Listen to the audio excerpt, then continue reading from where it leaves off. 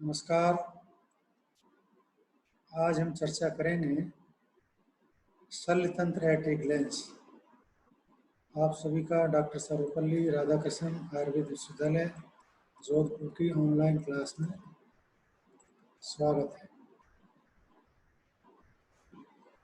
ये आप first slide.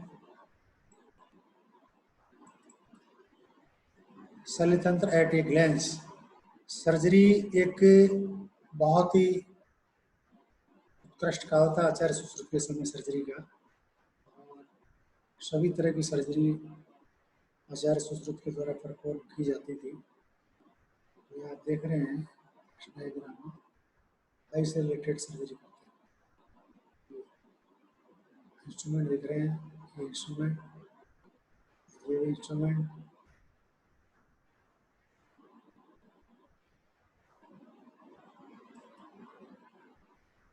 Ayurveda की 8 ब्रांच है जिनको अष्टांग आयुर्वेद के रूप में जाना जाता है, ये आप सभी जानते हैं।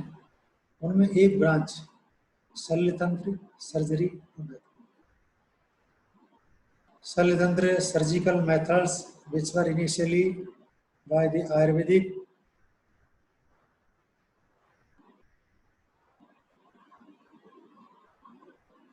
science in India are collectively known by the name of Shalitantra, are indeed one of the important branch of the Ashtanga Ayurveda.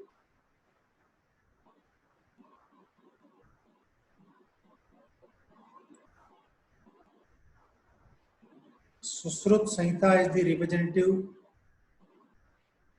treatise of Indian School of Surgery. Acharya Sushrut is regarded as the father of anatomy and surgery.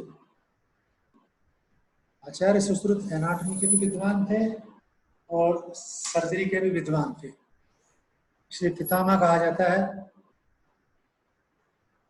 Father of anatomy और father of surgery. Anatomy का भी उतना ही ज्ञान था जितना surgery का था। वैसे जो अच्छा सर्जन वही बन सकता है जिसको अच्छी सर्जिकल एनाटॉमी आती है। एनाटॉमी नहीं आती है तो सर्जन नहीं बन सकता। Sushruta Acharya is regarded as father of surgery की चर्चा हो चुकी है। शल्यतंत्र is a mean for extraction of foreign body, description of instruments, caustic, sharp, alkali, cauterization as a diagnosis for deciding bonds with complete management of plastic and reconstructive surgery. Remarkable contributions. Ayurveda में शल्यतंत्र में concept of micro surgery का concept. Guidelines to improve not only the care of surgical cases but also surgeon's attitude toward surgery as well. आचार्य सुश्रुत ने केवल surgical case की care की guideline नहीं बताई, सर्जन का कैसा एटीट्यूड होना चाहिए हर सर्जरी में वो भी बताया। Importance of psychological and physiological aspect the care of the surgical patient. Surgical patient की केयर करने में साइकोलॉजिकल और फिजियोलॉजिकल एस्पेक्ट का महत्व भी आचार्य सुश्रुत ने बताया है।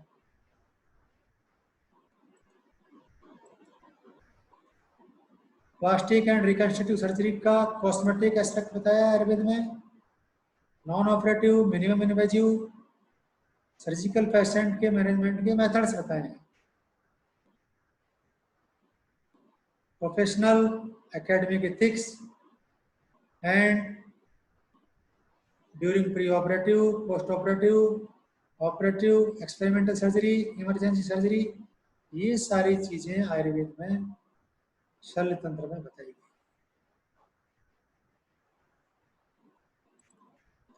डिवीजन ऑफ आयुर्वेदिक शल्यतंत्र। मिनिमम इन्वेजिव सर्जिकल मेथड्स, क्षारकर्म, अग्निकर्म और रक्तमोक्ष, ये कहलाएंगे minimum invasive surgical methods. Sharp instrumental surgical methods, instrument के द्वारा जो सर्जरी की जाती है। Open surgery, tumours, urinary bladder, calculus, haemorrhoids, multiple tract fistula, perforation, intestine obstructions.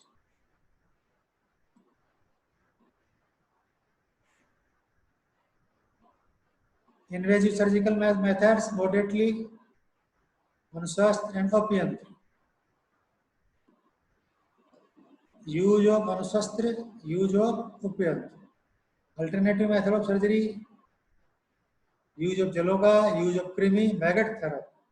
दुष्ट वर्ण में मैगट्स, छोटे छोटे मैगट्स लगा के वहाँ उनका डिब्राइडमेंट किया जाता है मैगट्स के थ्रू, इसको बोलेंगे biological debridement.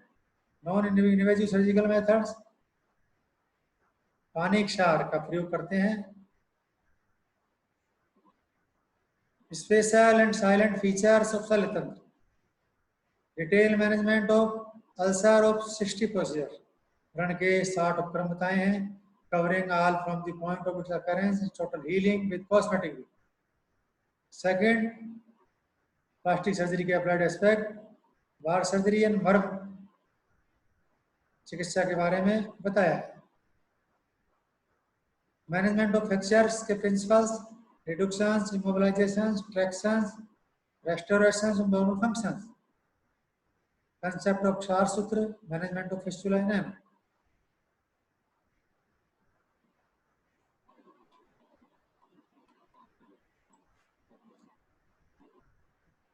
Human body and रक्त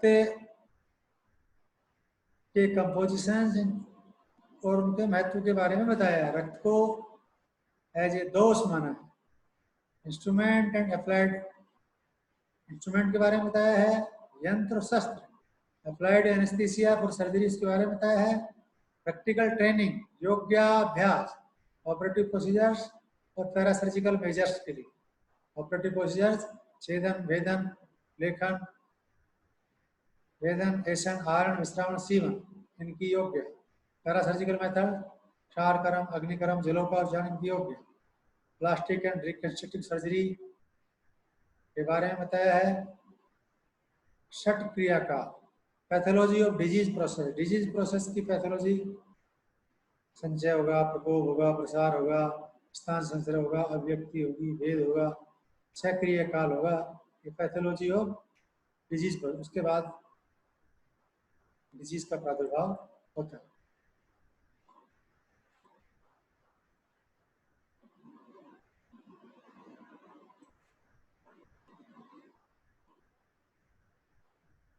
regions for decline of surgery in Ayurveda, Ayurveda में शल्यतंत्र के ह्रास के कारण क्या है? और डिक्लाइन, ह्रास, एडिक्वेट एनेस्थीसिया का भाव, एंटीसेप्टिक का भाव, एंटीबायोटिक का भाव, इन पर रिसर्च करने की जरूरत है। Lack of proper anatomical practical knowledge and dissection, proper anatomical practical knowledge का अभाव, इसलिए डिसेक्शन करने की जरूरत है। डेड बॉडी ज़्यादा से ज़्यादा है और डिसेक्शन करें। हमारे graduates and post graduates, inadequate descriptions and additions of advancement technology and methods, अपर्याप्त रूप से एडवांस टेक्नोलॉजी एंड मेथड्स का वर्णन नहीं मिलता है, कम मिलता है। ज़्यादा से ज़्यादा उसको हमें अडॉप्ट करने की जरूरत है। एडवांस टेक्नोलॉजी और एडवांस सर्जिकल मेथड्स। और कुछ काल ऐसा आया जैसे जैन धर्म के समय, बुद्ध धर्म का, बौद्धों के समय, जैनों के समय, उस समय इसको शल्यतंत्र को आसुरी चिकित्सा माना गया। ब्रांडेड आसुरी चिकित्सा and greater emphasis on medications because of orthodox beliefs, spread of Buddhism and Jainism. जब जैन और बुद्धिज्म की ज़्यादा से बहुतायत हुई तो ये समस्या आई। Lack of royal patronage, encouragement of other system of medicine, दूसरे जो मेडिसिन के सिस्टम है उनको भी हमें इंक्लूड करने की जरूरत है। और हमें ये बुद्धिज्म, जैनिज्म का जो समय आया उस समय ये समझाने की जरूरत थी आसुरी चिकित्सा नहीं है, ये परोपकार के लिए, दूसरे के जीवन की रक्षा के लिए, दूसरे के कष्टों को निवारण करने के लिए की जा रही है। इसमें कहीं भी अहिंसा, हिंसा नहीं है और कहीं भी आसुरी चिकित्सा नहीं है।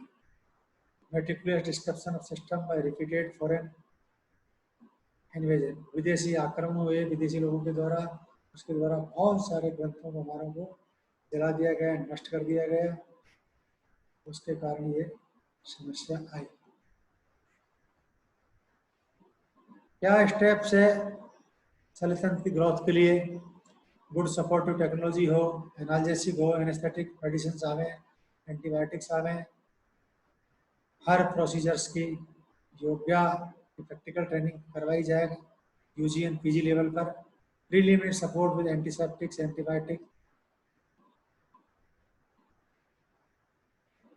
ट्रेनिंग, स्टरलाइजेशन की, सर्जिकल ऑपरेटिव मेथोडोलॉजी की ट्रेनिंग दी जाए, practical training super specialist centres तक दी जाए, यूज ऑफ एडवांस इक्विपमेंट का यूज किया करवाया जाए, इंस्ट्रूमेंट का करवाया जाए, टेक्निक्स का करवाया, प्रोपोगेशन ऑफ आयुर्वेदिक प्रोसीजर, अग्निकर्म, क्षार कर्म, इनका प्रोपोगेशन किया जाए, वर्कशॉप रखी जाए और ज़्यादा से ज़्यादा प्रैक्टिकल ट्रेनिंग दी जाए, ऑनलाइन और offline, practical knowledge of locations, demonstrations in applied aspect of मर्म इन सर्जरी, मर्म के लोकेशंस के बारे में बताया जाए, डेमोन्स्ट्रेशन किया जाए और अप्लाइड एस्पेक्ट, कॉन्फिडेंस हो, सेल्फ सेल्फ रेस्पेक्ट हो हमारा खुद का। इस तरह से हमें प्रयास करना चाहिए। इस तरह से दोबारा हमारा शल्य तंत्र, सर्जिकल थेरापी है, ग्लैंस पे पहुंच सकती है, बीच में जो डिक्लाइन हुआ रोका जा सकता है। धन्यवाद, नमस्कार।